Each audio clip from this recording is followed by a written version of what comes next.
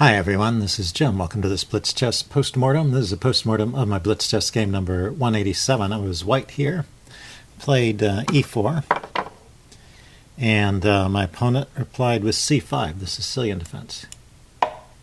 And we went down one of the main lines here, knight f3, d6. This is the way I play it. d4, the open Sicilian. Takes, and now knight f6, attacking the e-pawn, knight c3, defending, and a6, the top choice here. This is the Najdorf defense. So there's two main moves and other, maybe three counting bishop e2. So bishop e2 is sort of the positional way to play. Bishop c4 is more aggressive. I guess that's the, might be the Fischer-Sozin attack. Bishop e3 is the English attack. That's a very solid system, a nice attacking system too. I often play that. And bishop g5 is kind of the main line, or used to be main line, of the Najdorf, leads to the poison pawn variation, among other things. So my opponent played e6, the main move. I guess black doesn't want to allow white to take and mess up the pawns on the king side. So e6 allows, if bishop takes, queen takes. And then f4, defending the bishop and opening up the square on f3 for the queen. And now knight c6 here, which my opponent played, is actually a mistake. And so, yeah, I can get an advantage by taking on c6 or playing e5 and then taking on c6. Either way, yeah, it's just not a good move. And so there's a good opportunity, being the new year.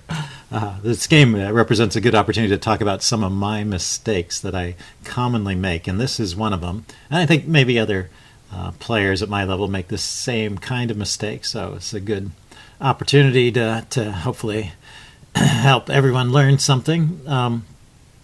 So what is the point of White's play to this point? He's been playing these sort of natural moves, bishop out here attacking the knight, and then f4 defending the bishop and opening up a square for the queen. But the other point is that he's got a pin after the move e6. He's got a pin on this bishop, and what f4 does is it supports the move e5, which would take advantage of that pin.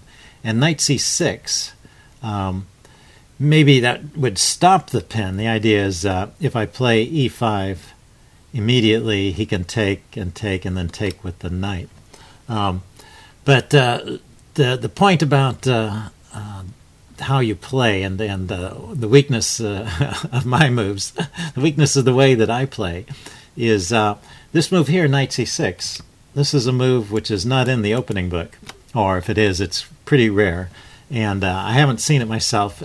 And so instead of just continuing on playing the routine moves that I might always play, it's really good to stop at a point like this and say, okay, well, what's really going on? He's deviated from the norm. What's the normal move here? If we back up, the normal move is bishop e7 or queen b6. So bishop e7 breaking the pin, or queen b6 attacking the b2 pawn here, and the knight, well, the knight's defended, and also breaking the pin.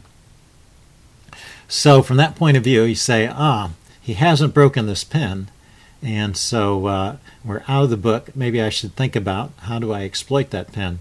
And if you think that way, it's sort of natural. You say, well, I can't push e5 right away because takes, and knight takes. But if I take the knight first, yeah, his only move is to take back. And now I can play b5, and e5 rather. I'm attacking a pinned piece, and how's he going to extract himself? So he's got to play h6 here to attack the bishop. Retreat the bishop and keep the pin on. It's a chess engine recommendation, g5 and fg. And you can, and then now the knight has to move. Knight to d5. Let's take. Okay, so I mean this is, and then e takes, it says is best.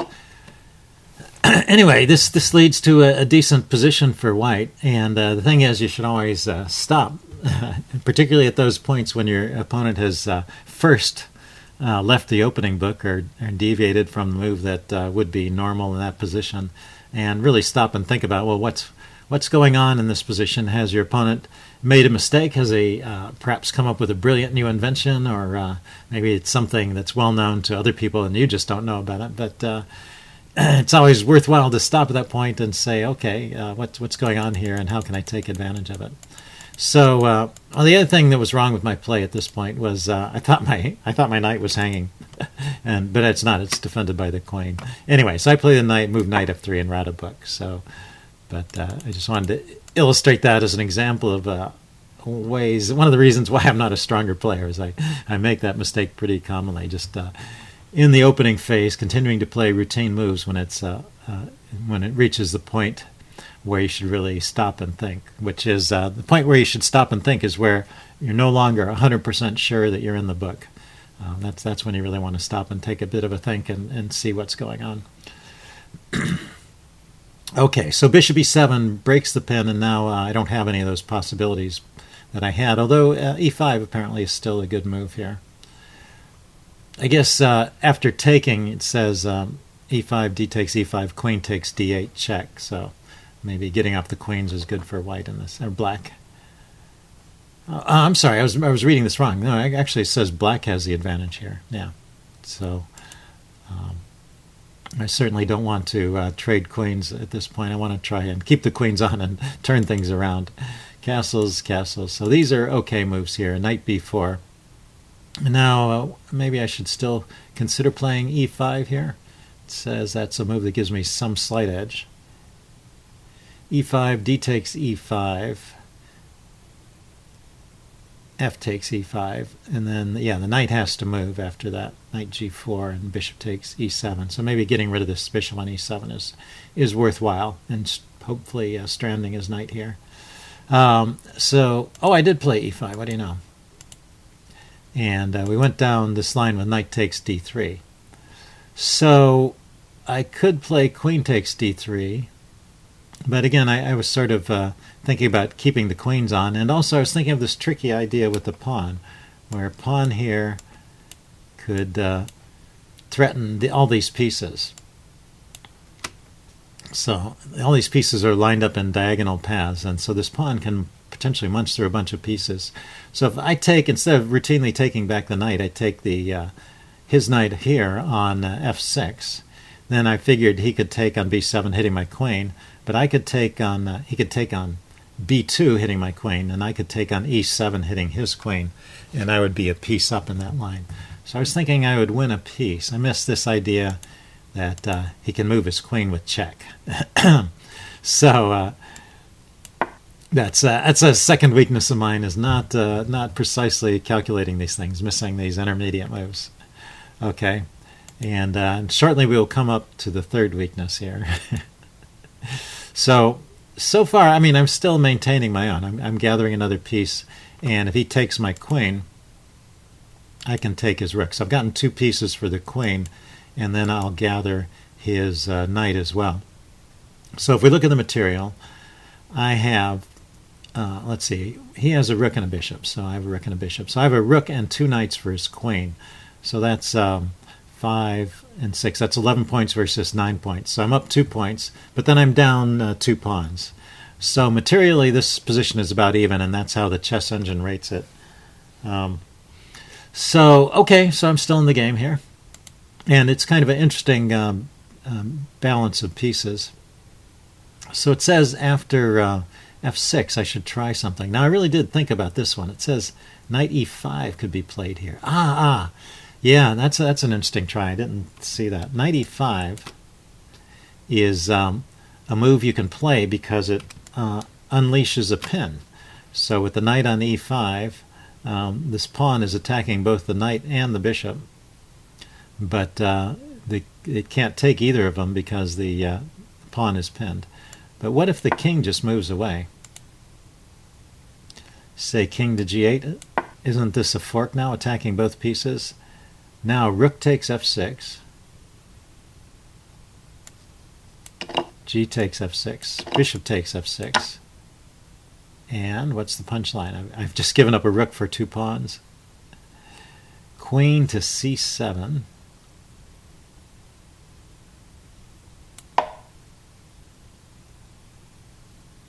Hitting this knight on c3. Rook to d8. Check. Ah, that's the idea. Yeah, this rook coming here to d8, supported by the bishop. And then the king is trapped. So that's a mate threat. So that was the idea. So the queen is forced to give herself up for 2 pieces. Or give herself up for the rook. Okay, I sacked a piece earlier, and then the queen gives herself up for a rook. So I gave up the 2 rooks for the queen, but I also picked up a couple of pawns. And now I have 2 pieces for the rook, and the pawns are even. So that's a really interesting tactic. Let's back up and see if it's possible to see these things. Well, yeah, knight e5 you can see, just by the fact that we've got a pin operating. But the idea of king g8 was a little bit scary to me, even after seeing the idea of knight e5, because it is a fork. And then the idea of sacrificing the rook there to set up this attack. I guess I had this idea earlier because after rook takes d8, I had noticed that there was already this threat. But when he played f6, it blocked it. But the combination of knight e5 and the sacrificing the rook on f6 renews that threat. So the threat is still in the position if you can just see it. Okay, so that's something you might be able to discover in a slower time control game. Probably not in a blitz game, not me anyway. Okay, bishop h4, but it's an example of the kind of tactics you should look for. King e7, and hang on a second. No, it's not. I was going to say, was that a mistake? But this is all about even. And now, this point here, knight f5 check. There's another bit of a mystery. Suddenly, knight f5 check is a great move. And why is this so good? Knight f5 check. Why not take the knight? Knight d5 check. Oh, that's a nice tactic. This square here forks the king and the queen. So putting a knight on f5, you can't really take it because it undefends. It undefends the square on d5 there. It undefends the forking square. So knight f5, check. Knight f5. And then instead of e takes f5, he should move the king. Says king f8 is a square to put it to. And knight takes g7. And now why not king takes g7? I guess bishop takes here is, or bishop takes f6 or rook takes d7. Ah, his bishop is undefended. When did that happen? Oh, okay, it happens here. When I check, let's cancel that. When I deliver this check, knight f5 check, if the king goes to f8, I can actually just take the bishop immediately. It says it's not so good because it's taking the rook. So I move the knight first and then the bishop is hanging. So knight takes g7. How about if the king just goes back to defend the bishop?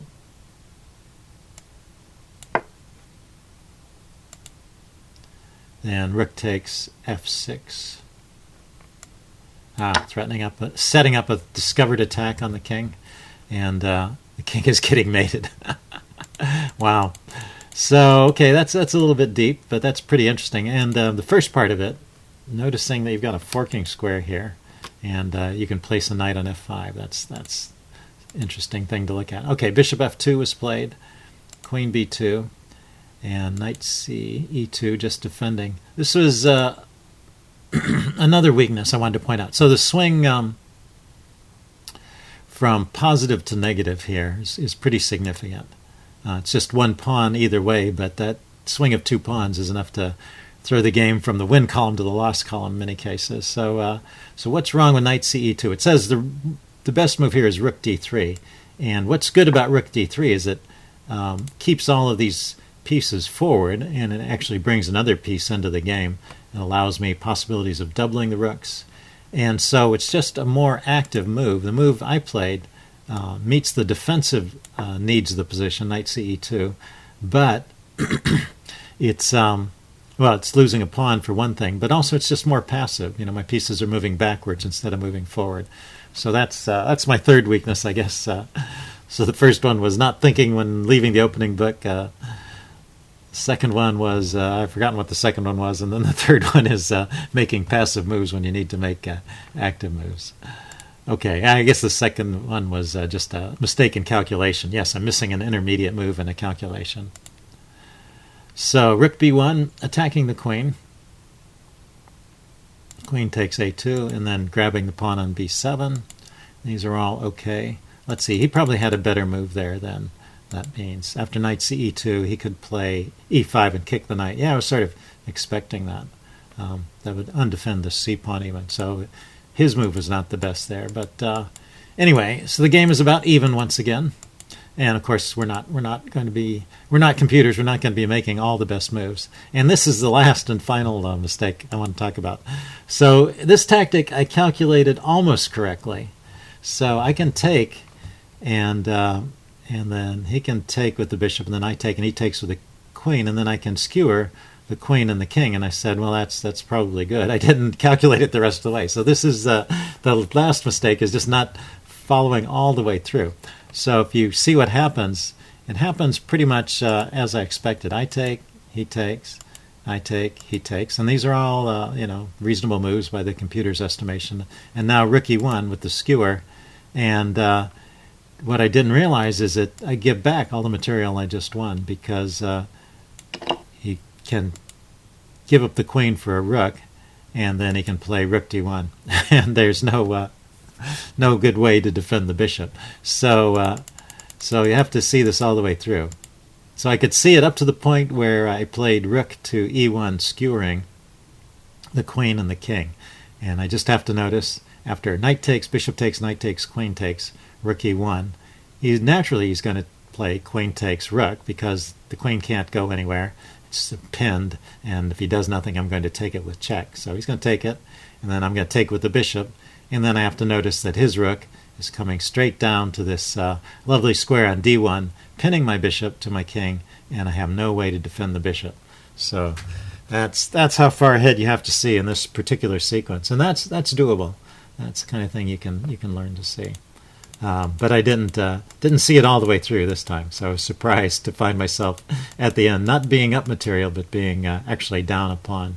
And the game, it's a slight edge for black here, but this is a hard position to win. Black is going to try, because black has the extra pawn, and he keeps some edge. But that was probably a mistake. Let's see. Does the computer have a constructive suggestion here? It says king d6, h5. Yeah, if he just holds everything and starts pushing these pawns, he can create a passer over here, and that will distract my king, and he can probably win that way. So I think black has a winning strategy. He just has to hold everything on the queen side here. My pawn is not going anywhere because his king can't. His king is in the way, and I can't chase his king out of the way. But if he ever leaves off defending his rook pawn here, then I can just take it, and then my rook is free to come over and help defend on the king side. So he should sit here with his king and his rook, and just advance the queen side pawns and draw my king away. And that's the way to try for a win. It's still not clear if it's a win, because my king may be able to come over here and gobble up these pawns, and then he has to win with the rook pawn. So it'll be close. Okay. I guess if I was black, though, I'd certainly be playing for a win there. So he allowed me to get active here with my king and trade off his last pawn, his outside pawn. And now I have the outside passed pawn, but as you can see by the evaluation, this is just not enough to win in this situation. I can get back, but I can't stop him from forming a passed pawn on the king side. And I was hoping I could time my break over here just the right time to gobble up these pawns, but there was never the right moment. So the best I can hope for is a draw, which we achieve at move 52. We get the draw, and that's how it ended. So I hope you guys found that instructive. Let's recap. What are my 4 mistakes that I make? One is when leaving the opening, stop and evaluate. 2 is when calculating these sequences, be sure to look for intermediate moves. 3 was, what was 3 again? I've forgotten what 3 was. And then 4 was not calculating to the end of a sequence. Oh, well, 3 was making routine or passive moves, making passive moves instead of active moves. You've got 2 moves that fit the purpose. You want to choose the most active one. And then the 4th one was not calculating to the end of the sequence. Okay, so anyway, if you can learn to not make those mistakes in your game, I'm sure it will improve vastly. So hope you guys enjoyed that. Leave any comments you have in the section below, and I'll see you again later. Bye.